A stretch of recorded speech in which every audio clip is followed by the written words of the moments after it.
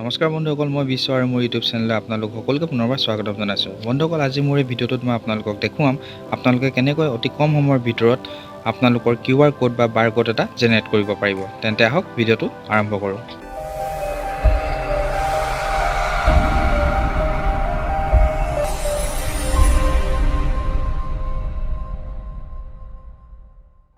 আপোনালোকে নিজৰ বাৰকোড বা QR কোড যদি বনাব বিচাৰিছে তেনেহ'লে আপোনালোকে প্ৰথম নিজৰ প্লে ষ্ট'ৰত গৈ বাৰকোড জেনেৰেটৰ বুলি চাৰ্চ কৰি ল'ব। চাৰ্চ কৰাৰ পিছত আপোনালোকে এই এপটো ইনষ্টল কৰিব লাগিব।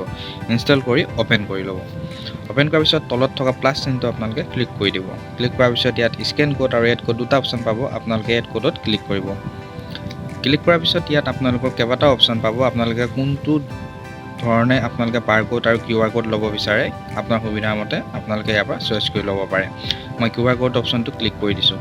ক্লিক কৰাৰ পিছত ইয়াত আপোনালোকৰ টেক্সট, URL, ইমেইল এইকেইটা অপশ্যন পোৱা যাব। আপোনালোকে কিহৰ কাৰণে QR কোডটো বনাইছে সেই অপশ্যনটো ইয়াত চিলেক্ট কৰি ল'ব। আপোনালোকে যদি ইমেইলৰ কাৰণে, ফোন নম্বৰৰ কাৰণে বা SMS বা জিঅ' লোকেশ্যনৰ কাৰণে আপোনালোকে সেইকেইটা ইয়াত লৈ ল'ব পাৰিব। মই টেক্সটত দেখুৱাই দিছোঁ। টেক্সটত ক্লিক কৰাৰ পিছত ইয়াত আপোনালোকে মেছেজটো ইয়াত টেক্সট কৰিব লাগিব। লিখাৰ পিছত আপোনালোকে ওপৰত থকা ৰাইট বটনটোত ক্লিক কৰি দিব। ক্লিক কৰাৰ পিছত ইয়াত আপোনালোকৰ QR কোডটো জেনেৰেট হৈ যাব।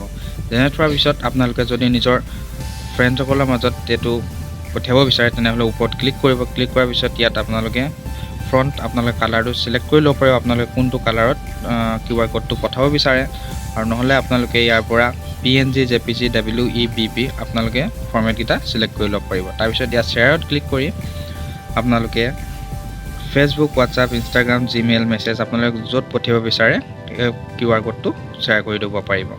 যদি আপোনালোকে ডাইৰেক্ট গেলেৰীত ছেভ কৰিম বুলি বিচাৰে তেনেহ'লে ওপৰত থকা গেলেৰী অপশ্যনটোত ক্লিক কৰি দিব। ক্লিক কৰাৰ পিছত ছেম প্ৰচেছ এইখিনি, তাৰপিছত এক্সপৰ্টত ক্লিক কৰি দিব আৰু আপোনালোকৰ গেলেৰীত ছেভ হৈ যাব।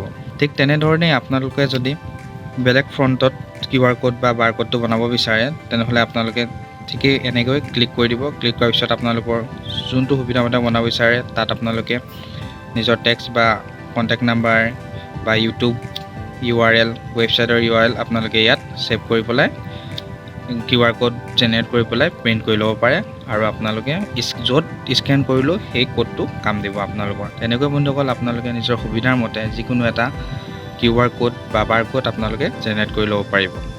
তেন্তে ভিডিঅ'টো যদি ভাল লাগিল নিশ্চয় লাইক, কমেণ্ট আৰু লগতে মোৰ এই চেনেলটো নিশ্চয় ছাবস্ক্ৰাইব কৰিব। ধন্যবাদ।